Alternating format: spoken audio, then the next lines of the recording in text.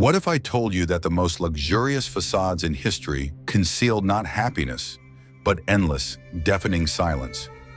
The era we call the Gilded Age left us with grand mansions, sparkling ballrooms, and portraits of impeccably dressed women with mysterious smiles. We look at these images and see only the sparkle of diamonds, the heavy velvet of dresses, and the confidence in tomorrow that seemed to permeate these walls. But behind the front doors, where outsiders were not allowed, completely different stories unfolded, full of suppressed pain and carefully hidden despair. In these houses, reputation was valued above human life, and any deviation from the norm was punished by cruel exclusion from the family chronicle. The women who lived in these gilded cages were forced to play the roles written for them by a harsh society, hiding their true feelings behind masks of propriety. The history of these houses is not a story of wealth, but a chronicle of invisible tears shed into pillows made of the finest silk. Watch the video to the end to learn how one small architectural detail could cut a woman off from the outside world forever and turn her own bedroom into a prison cell. What if I told you that the very walls of these houses were designed not for comfort, but for strict control and deception? The layout of Gilded Age mansions was created with a single purpose in mind: to separate the inhabitants of the house and make invisible anything that could cast a shadow on the family's reputation. The architects of the time were masters of the art of creating a double bottom, where the reception room served as the stage and the living quarters as the wings. The corridors were designed so that guests would never cross paths with those who were not ready to go out in public. It was a complex system of gates and barriers that controlled the flow of people within a single building. Even the air in these houses seemed to be divided into that which the owners breathed and that which remained in the shadows of the service quarters. A special place in this system was occupied by secret staircases and hidden passages, the existence of which was known only to the owners and trusted servants. These narrow, dark corridors allowed people to move unnoticed between floors, avoiding encounters in the front galleries. There were special rooms that were marked on the plans with neutral terms such as sewing room or storage room, but had a completely different purpose. These rooms, often lacking good lighting and ventilation, were used to house family members whose behavior or health did not meet high standards. The doors of such rooms often had locks only on the outside, turning them into domestic isolation wards. The walls here could be covered with soft panels to muffle sounds and prevent injuries. These were spaces of oblivion, erased from the daily life of the rest of the house. Despite their outward luxury, the interiors of women's rooms often resembled sets in which it was impossible to live a real life. Massive furniture, heavy curtains, and numerous fragile trinkets created a space where one had to move with caution. Every object here dictated a certain posture, gesture, or behavior pattern, not allowing one to relax for a moment. Armchairs and couches were designed with stiff corsets in mind, making it impossible to find a comfortable position. Even in her own bedroom, a woman remained a hostage to etiquette and fashion. Ultimately, the very structure of the space shaped the psychology of its inhabitants, accustoming them to secrecy and isolation. Women grew accustomed to living in their own separate worlds, confined to a few rooms where their entire lives took place. The space dictated their way of thinking, making them feel like exhibits in a museum rather than masters of their own destiny. The luxury of the interiors became a golden cage from which there was no escape. I would be very interested to hear your point of view. Do you think that modern open-plan apartments have killed the concept of personal space, or simply deprived us of the ability to keep secrets? Write about it in the comments. Are you ready to learn the truth about where inconvenient relatives from wealthy families disappeared without a trace? In an era when outward prosperity was the main religion of high society, having a person with mental health issues in the family was considered an indelible stain. Any deviation from the norm, whether it was depression, postpartum psychosis, or simply a temperament that was too fiery, could be grounds for isolation. Women who did not fit into the strict framework of Victorian morality were often declared nervous or hysterical. This diagnosis was a convenient tool for removing an undesirable person from sight without resorting to the services of state hospitals. Life in such a room turned into an endless Groundhog Day, where time was measured not by the clock, but by the changing light and shadows on the wall. Women spent years within four walls. Their names ceased to be mentioned in social conversations, and their portraits were taken down from the walls. To society, they had gone away for treatment at the spa, or preferred the solitude of a country estate. The family created a legend, which over time they themselves began to believe, erasing a living person from their reality. Only the quiet footsteps above their heads in the silence of the night reminded them that someone was upstairs. The diagnosis of hysteria at that time was made with frightening ease and covered a huge range of conditions, from ordinary fatigue to serious disorders. Often, women who showed excessive independence or disagreement with their husband's will fell under this definition. The treatment offered by doctors often consisted of rest, which in practice meant complete sensory deprivation and isolation. Women were deprived of books, handicrafts, and communication, forced to lie in a darkened room for weeks. This treatment often led to actual mental confusion even in healthy people. The death of such a relative often brought the family not grief, but secret relief. The funeral was modest, with only a few people in attendance, under the pretext that the deceased did not like noise. The gravestone was inscribed with standard phrases about love and grief, which seemed like a mockery of reality. The family could finally breathe easy, freed from the living reminder of imperfection.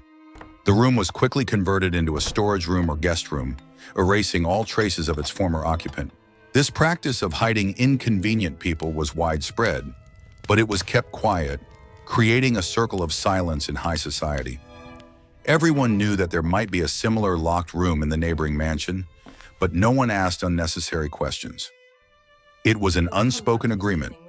Don't notice other people's skeletons in the closet so that no one notices yours. In the next chapter, you will learn about the chemical that helped women endure this unbearable silence. Want to know the secret kept in the bedside tables of every third lady of high society? In a world where showing emotion was considered bad form and complaining about fate was an unacceptable weakness, women needed a way to numb their emotional pain. That way was a small glass bottle containing a dark liquid called laudanum, an opium tincture and alcohol. Laudanum was prescribed for everything: migraines, insomnia, women's ailments, nervousness, and even ordinary melancholy. Women began to take a few drops to calm down before a ball or to fall asleep after a quarrel with their husbands. The warmth spreading through the body and the pleasant fogginess of thought gave the illusion of peace and well-being. Reality, with its cold husbands, boring duties, and endless pressure, receded into the background. The world became soft, blurred, and bearable. The bottles of laudanum were elegant, often made of colored glass, blue or amber, to protect the contents from light. They did not look threatening, but rather like another accessory on the dressing table, among the perfumes and powders. Women carried small bottles in their handbags, hid them in the folds of their fluffy skirts, or in secret compartments in their desks. Taking the medicine became a ritual without which it was impossible to start or end the day. Addiction developed imperceptibly under the guise of treatment. Over time, the doses had to be increased. A few drops turned into spoonfuls and spoonfuls into shots. Women's eyes took on a characteristic glassy shine. Their pupils narrowed to a point, and their movements became smooth and slow. At social gatherings, one could meet ladies who smiled too distantly and looked through their interlocutors. Those around them attributed this to fatigue or a mysterious nature, preferring not to notice the obvious signs of opium intoxication. Pharmacy records from that time contain entries about regular purchases of huge quantities of laudanum for the most respectable mansions. The servants who were sent to the pharmacy knew the truth but kept quiet, receiving generous tips. It was an open secret that everyone knew about but pretended not to notice. The glass bottle was a symbol of the silent tragedy of an entire generation of women. Laudanum became a chemical grid on the windows of a golden cage. It did not give freedom, it only made slavery tolerable, gradually killing the soul and body. The stories of these women dissolved in an opium haze, leaving behind only empty, beautiful bottles in museum display cases. Please don't forget to like this if this topic resonates with you. Are you ready to learn the truth about deals that change the fate of entire states, but ruin the lives of young girls? The Gilded Age gave rise to a unique and cynical phenomenon: marriage between American money and European titles. American industrial magnates who had amassed enormous fortunes dreamed of entering high society, but the doors of the old aristocracy were closed to them. On the other hand, British lords and dukes sat in their crumbling castles with leaky roofs, with loud titles but empty wallets.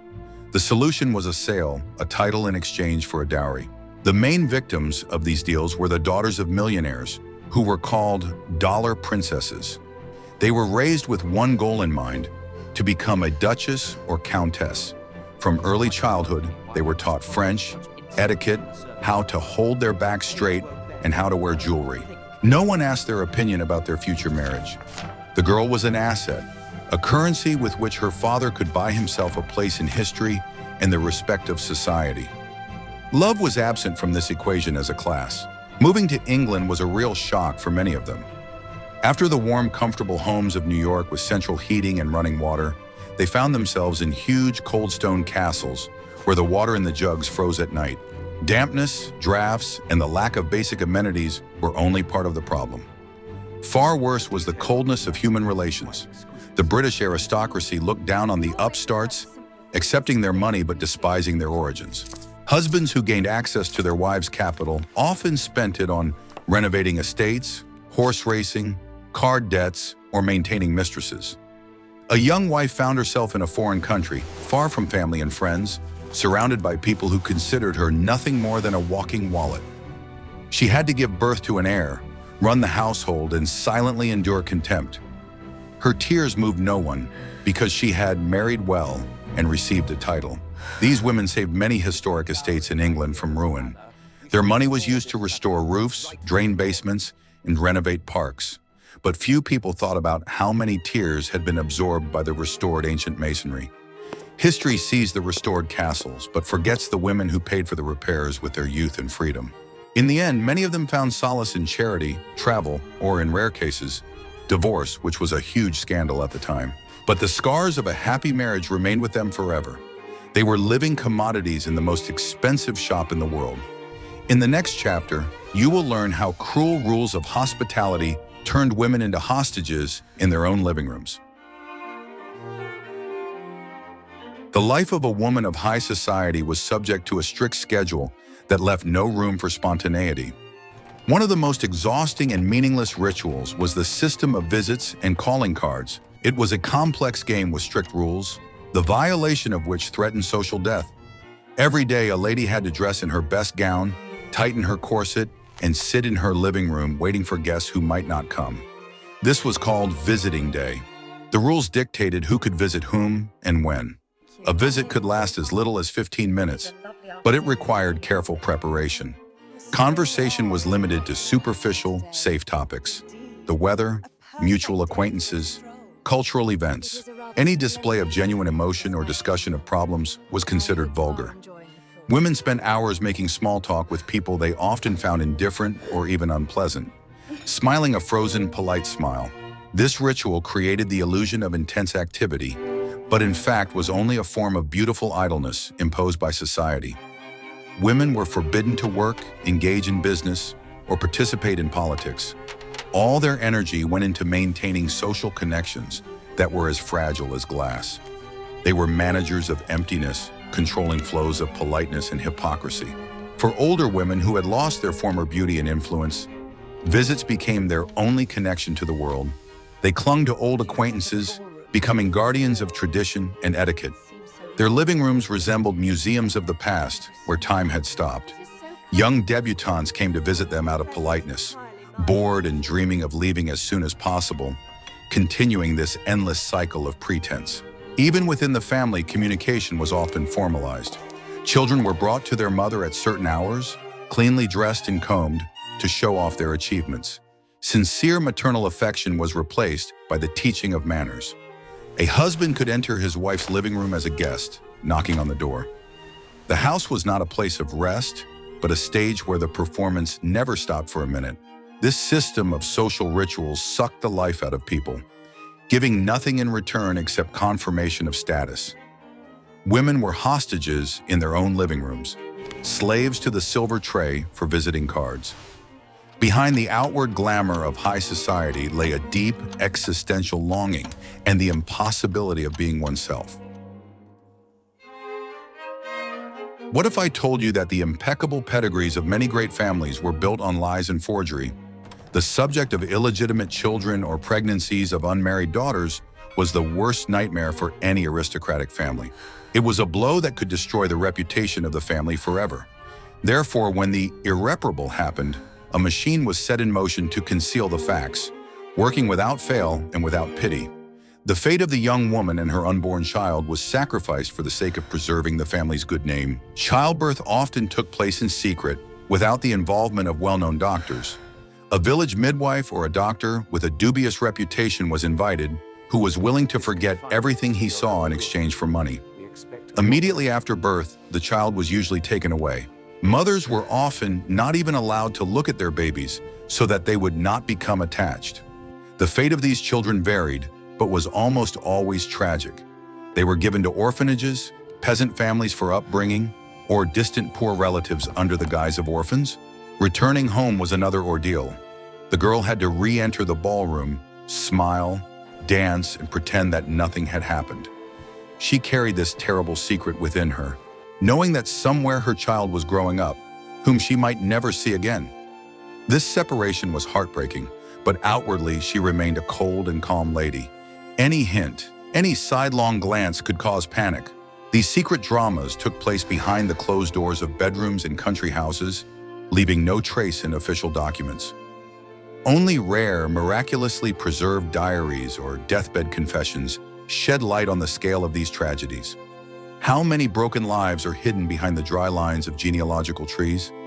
In the next chapter, you will learn why even lawful spouses often live like strangers, separated by a single door. The ideal marriage of the Victorian era and the Gilded Age looked like a union of two loving hearts surrounded by healthy children.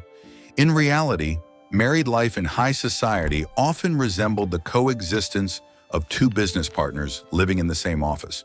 The concept of separate spheres dictated that a man's world was politics, business, and the club, while a woman's world was the home, children, and church. These worlds rarely intersected, and when they did, it was often formal and cold. Separate bedrooms were not just a fashion, but the norm for wealthy homes. This was explained by hygiene, different daily routines, and the need for personal space. But in reality, it often served as a legal way to avoid intimacy. A husband could not visit his wife for months if the duty of procreation had already been fulfilled. A husband's nightly visit was perceived not as an act of love, but as an intrusion or an unpleasant duty. The door between the bedrooms became a boundary that was crossed only when necessary. Husbands' infidelities were common and were in fact legalized by public morality, provided that the rules of decency were observed. A man could have a permanent mistress, a second family, and he could visit actresses or courtesans. The wife knew or guessed about this, but had to pretend that nothing was happening. To make a scene of jealousy meant to humiliate herself and expose her family to ridicule. Her lot was to be patient and preserve her dignity. Old age in such a marriage was particularly sad. When her beauty faded and her children left the nest, a woman lost her main function. Her husband, if he was still alive, often moved completely into his own rooms or spent his time traveling. The woman remained the mistress of a huge empty house, filled with the echoes of past grievances and unspoken words. The golden cage of marriage was securely locked from the inside. Divorce was a disgrace that few dared to contemplate. Most preferred to endure to the end, maintaining the appearance of well-being at the expense of their own happiness. It was a silent tragedy for millions of couples, hidden behind the thick curtains of luxurious bedrooms. The death of a husband in the Victorian era did not bring a woman freedom. On the contrary, it drove her into an even tighter framework. The cult of mourning introduced by Queen Victoria after the death of Prince Albert turned into a complex, expensive, and exhausting system of rules, the violation of which was equated with sacrilege. A widow became a living monument to her late husband, obliged to demonstrate grief in every gesture and detail of her clothing.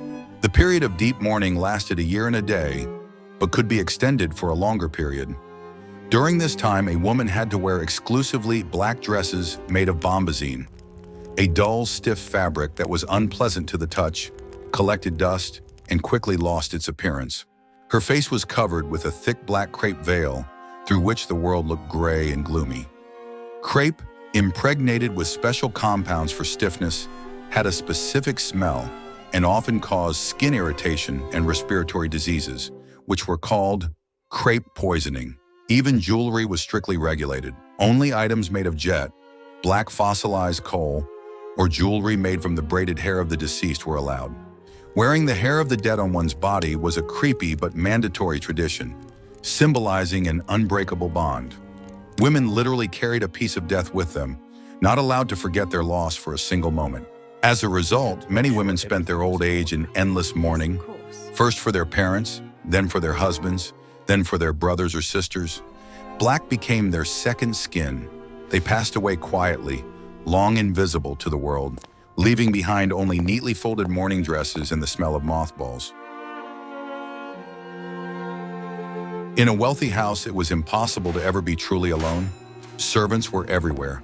They lit the fireplaces at dawn, cleaned shoes, changed linens, and stood behind you during dinner. They were invisible, instructed not to hear or see anything that did not concern their duties. But in reality, they knew everything. The maid knew about her mistress's pregnancy before her husband did. The footman saw who came to the master through the back door, and the maid found empty laudanum bottles under the bed. This created an atmosphere of constant tension.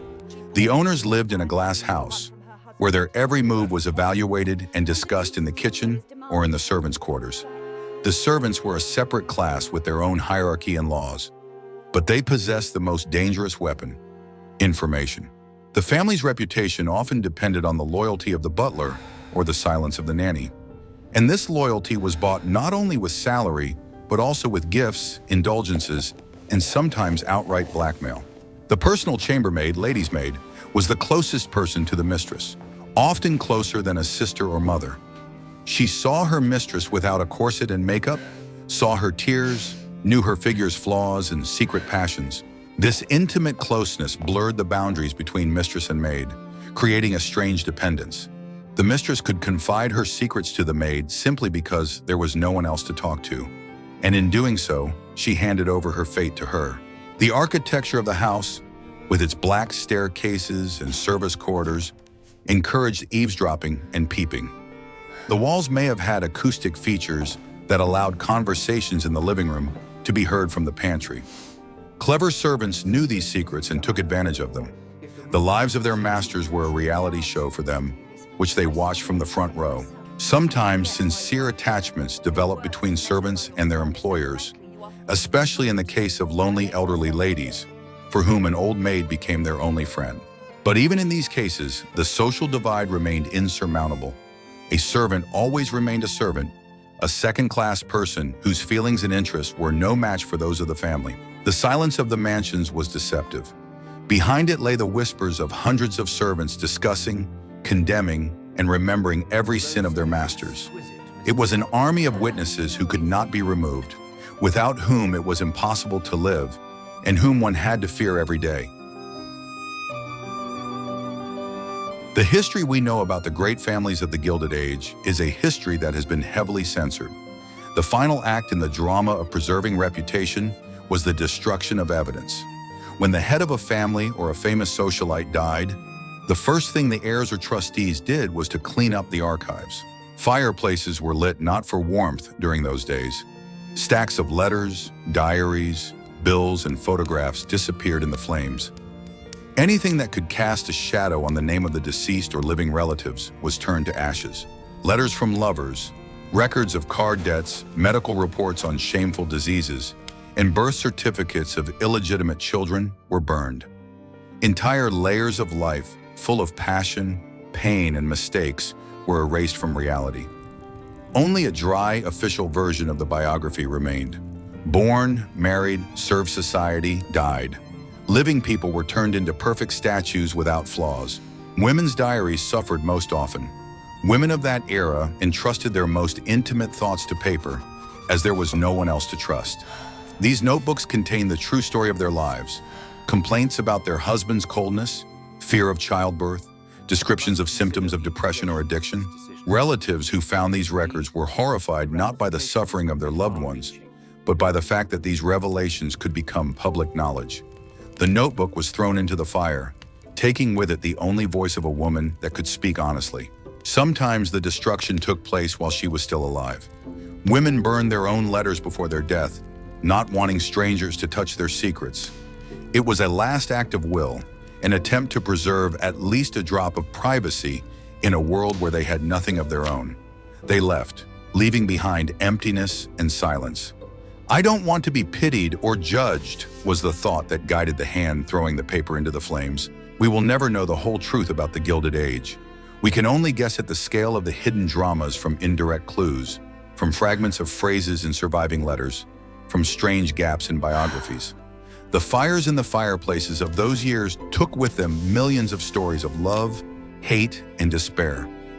All we have left are ashes and a beautiful legend. This cleansing of the past is a reminder of how terribly people feared condemnation and how little the truth meant to them compared to the opinion of the world.